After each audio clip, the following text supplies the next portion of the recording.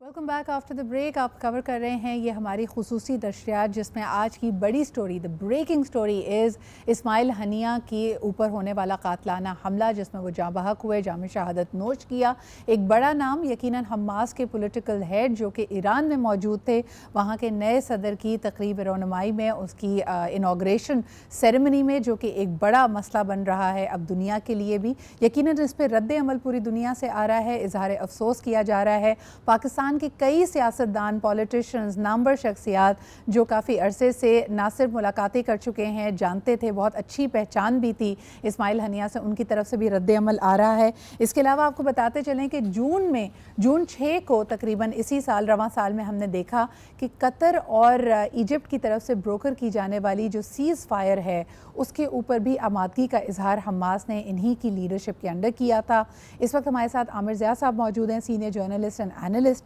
Break पे जाने से पहले हम ये बात कर रहे थे कि चाहे कोई भी मुल्क कितना भी ताकतवर क्यों ना हो, जंग को सस्टेन करना, लॉन्ग टर्म सस्टेन करना उनके लिए एक कोई भी मेरे ख्याल में फीजिबल सोल्यूशन नहीं होता। ख़ास तौर पे अगर जोग्राफियाई लोकेशन देखी जाए इज़राइल की, आज आपके पास मिलिट्री माइट मौजूद है, अमेरिका की आपके पास पुष्पनाही मौजूद है, लेकिन कितने अरसे तक इज़राइल अपने इस जारियत को जारी रख पाएगा, ये एक बहुत बड़ा सवालिया निशान है। और इसका खमियाजा यकीनन इज़राइल की अवाम, यानी अगर आप जहन साजी इस तरह कर दें कि आपको तमाम लोग अपने दुश्मन लगने लगे हैं और आप जोग्राफियाई तौर पे एक ऐसी जगह पे हैं जहां आप इस तरह के ममालिक से घिरे हुए हैं, तो यकीनन ये आने वाले दिनों में आपके लिए मुश्किलात क्रिएट करेगा। आमिर ज़िया साहब हमारे साथ मौजूद हैं। आमिर ज़िया साहब, किस तरह देख रहे हैं इसको? आपको लगता है आमिर कि अमेरिका का इसमें कोई असर व रसूख हो सकता है अब इस जारियत को, इस अग्रेसिव पोस्चर को इज़राइल के ख़त्म करने में? पहली बात ये सिद्रा साहिबा कि बहुत ही खतरनाक मोड़ पर आ गया मशरिक़ वुस्ता, और हमको बहुत ज्यादा खतरा है क्योंकि जो जंग का थिएटर जो है वो बढ़ सकता है। ईरान किस किस्म का रद्द अमल करता है अभी ये देखना है, लेकिन ईरान की जो तारीख रही है उसमें यकीनन किसी न किसी तरह का रद्द अमल देगा। तो दुआ करें कि रिस्ट्रेंड हो, अगर बहुत ज्यादा हुआ तो फिर यकीनन थिएटर बढ़ जाएगा। अच्छा, अब यहाँ पे एक एजेंसी पैदा हो गई है जो मगरबी दुनिया के बड़े कैपिटल्स हैं, दारुल हुकूमत हैं, बशमूल अमेरिका के, जो सबसे कलीदी किरदार अदा कर सकता है कि वो बहुत ही फाल और तेज रफ्तारी के साथ किरदार अदा करें इस मामले को डिफ्यूज करने के लिए। क्योंकि जो ब्रिंकमैनशिप का मुजाहरा किया गया है, क्योंकि इशारे आ रहे हैं कि जी इजराइल के एजेंट्स ने किया, जो इल्जाम लगाया जा रहा है, तो अब जिम्मेदारी मगरबी ममालिक की है कि वो क्या करते हैं। इस वक्त यूक्रेन का जो वॉर थिएटर है चल रहा है, मशरक़ वस्ता का अगर बढ़ जाता है, वहाँ पे हालात मजीद पेचीदा हो जाते हैं, ईरान कूद पड़ता है, तो फिर और ज्यादा खतरनाक पूरी सूरत हाल होगी और ये एक आलमी एक खतरा बन जाएगा। और इसके माशी जो है शॉक वेव्स जो होंगे वो हर मुल्क जो है महसूस करेगा। यकीनन अमेरिका को एक ज्यादा फाल किरदार अदा करना चाहिए, लेकिन अब सवाल ये पैदा होता है कि डेमोक्रेट के जो सदर हैं वो एक लेम डक प्रेसिडेंट हैं, इलेक्शन में चंद माह रह गए हैं अमेरिका के अंदर, और आपको पता है कि वो इतना कोई बाइडन साहब जो है अपनी उम्र की वजह से उस तरह का फाल किरदार अदा नहीं कर सकते। लेकिन यकीनन अमेरिकन एस्टेब्लिशमेंट जो है एक पहलकारी कर सकती है बहुत सारी चीजों के लिए, और कम से कम कोई मुनसिफाना, जो कहते हैं ना क्लोज टू मुनसिफाना हो, उसके हल की तरफ इनको फलस्तीन के मसले की हल की तरफ जाना चाहिए। क्योंकि वो जो एप्पल कार्ट है वो डिस्टर्ब हो गई है, जो कुछ हुआ है वहां पर, और उसके बाद जो है अब जंग के खतरात और जंग के जो बादल हैं वो गहरे से गहरे होते जा रहे हैं जनाब। कंडेम किसी ने नहीं किया। हमने ये देखा कि अगर मैं इसको एक लम्हे के लिए बरतानिया के इलेक्शंस पे ले जाती हूँ, वहाँ पे कंजर्वेटिव्स को एक बड़ी शिकस्त का सामना करना पड़ा। लेबर पार्टी ने भी इस पे कोई स्टांस नहीं लिया। हालांकि इंटरेस्टिंग बात यह है कि वहाँ की जो मुस्लिम कम्युनिटी है उन्होंने तमाम प्रो पैलेस्टीनियन कैंडिडेट्स को जिताया है। यही सवाल आपने जिस तरफ तज्जिया में अपने इशारा किया कि अमेरिका के इलेक्शंस भी होने वाले हैं, Biden is out of the race, लेकिन कैमला हैरिस और अगर हम देखते हैं ट्रंप को, दोनों का जो इज़राइल के ऊपर और इज़राइल और फ़लस्तीन तनाज़े के ऊपर जो स्टांस है उसमें कोई बहुत ज़्यादा मुख्तलिफ राय तो नहीं है दोनों की। और क्या एक्सपेक्ट कर सकती है दुनिया इन दोनों लीडर्स से? बात है कि जो मगरबी स्टैब्लिशमेंट है, चाहे वो यूरोप का हो चाहे अमेरिका का हो, वो इजराइल के ऊपर बड़ा यकसू है, और उनकी सियासी जो खिलाफात हैं वो वहां पर खत्म हो जाते हैं कि जी अमरीका उसको इजराइल को सपोर्ट करना है। जहां तक मुस्लिम वोट का ताल्लुक है, मुस्लिम वोट नॉमिनल है, वो डिसाइसिव वोट नहीं है।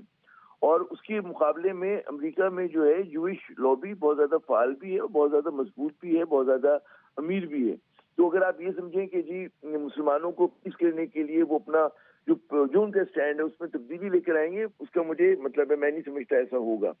ہاں، اگر اب دیکھنا ہے کہ دیکھیں ایران کس قسم کا رد عمل دیتا ہے۔ ایران کا رد عمل دو ہو سکتا ہے کہ آؤٹ رائٹ یہ اسی طرح کا ریٹیلیشن کرے جیسے کہ انہوں نے پہلے کیا تھا جب ان کے ایک ایمبیسی پہ حملہ ہوا تھا کہ انہوں نے ڈرون بھیج دیے تھے اور بڑے پیمانے پہ ہوا تھا، لیکن وہ بھی علامتی تھا کیونکہ اسرائیل کو نقصان نہیں پہنچا تھا، اور ہم نے دیکھا تھا مشرق وسطیٰ کے کئی ممالک جو تھے وہ اسرائیل کے دفاع کے لیے اسرائیل کے ساتھ تعاون کر رہے تھے۔ تو ہو سکتا ہے کہ جناب کوئی اسی طرح کا پروکسی کے ذریعے کسی اسرائیل کے ہدف کو نشانہ بنایا جائے۔ اگر اس صورت میں یہ بھی ہوتا ہے تو مجھے ایک اور خدشہ ہے کہ جو مغربی ممالک میں مسلمان رہ رہے ہیں ان پہ بھی رد عمل آ سکتے ہیں، کیونکہ جو اس وقت نفرتوں اور تعصب کا عالم ہے، ہم نے دیکھا ہے کہ امریکہ میں اینٹی مسلم جو وائلنس ہے اس میں 70% سے زیادہ اضافہ ہوا ہے گزشتہ 6 ماہ میں، جب سے یہ جو ہے کانفلکٹ شروع ہوا ہے دوبارہ سے غزہ کے اندر۔ تو پھر اسی طرح یورپ کے اندر بھی ہے، تو وہاں پر جو ہے سچویشن بہت ہی وولیٹائل ہو جائے گی وہاں کے۔ عامر کہ اس وقت ایسا لگتا ہے کہ تمام جو جنگی اصول ہیں، جو قوانین ہیں، جو سویلائز دنیا یونائٹڈ نیشنز نے اور دنیا نے 2 بڑی جنگوں سے سیکھنے کے بعد جو اپنے لیے قوانین طے کیے تھے ان سب کو پامال کر رہا ہے اسرائیل، اور ایسا لگتا ہے کہ بے لگام ہے اور کسی کی بھی اس پہ کوئی دسترس نہیں ہے۔ مجھے یہ ویژولز دیکھ کے بڑی حیرت ہو رہی تھی، یقیناً آپ کی نظر سے بھی گزرے ہوں گے کہ ایک بڑی تعداد میں اسرائیلی اس وقت پروٹیسٹ کر رہے ہیں ان سولجرز کے لیے اور ان لوگوں کے لیے جن کے اوپر الزام ہے کہ انہوں نے جارحیت کا، ہراسمنٹ کا ہتھیار استعمال کیا ہے فلسطینی قیدیوں کے خلاف، یعنی ان کے ساتھ ہراسگی کے واقعات ہوئے ہیں، لیکن بجائے اس کے کہ اس کو کنڈیم کیا جائے ایک بڑی تعداد میں لوگ نکل کر ان کا ساتھ دے رہے ہیں جنہوں نے یہ جنگی جرائم سر انجام دیے ہیں۔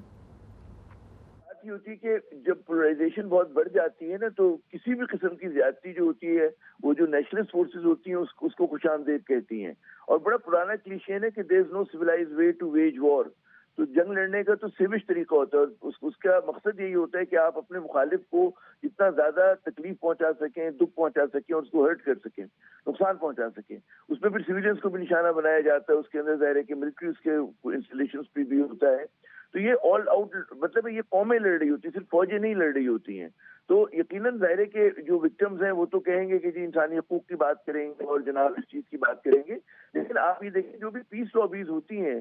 وہ کچھ کر نہیں سکتی، وہ مظاہرہ کر سکتی ہیں، موم بتی جلا سکتی ہیں، لیکن اصل طاقت جو ہوتی ہے ان کے پاس ہوتی ہے کہ جن کے پاس طاقت ہوتی ہے، جن کے پاس جنگ کرنے کا یا اس طرح کی ان کے پاس ایجنسیز ہوتی ہیں، فوج ہوتی ہے۔ آخری سوال کرنا چاہوں گی، مجھے بتائیے کہ اسرائیل میں ایک طرف تو ہمیں یہ نظر آ رہا ہے، بلکہ واپس آتے ہیں پھر اس گفتگو کو لے کے چلیں گے کہ یہ پریشر بھی بلڈ ہو رہا ہے کہ اتنے جنگ و جدل کے باوجود اسرائیلی کیپٹیوز جو یرغمالی ہیں حماس کے پاس، ان کو آزاد کرانے میں کیوں نیتن یاہو کی حکومت ناکام ہے۔ اس پہ بات کریں گے جی ایک چھوٹے سے بریک کے بعد۔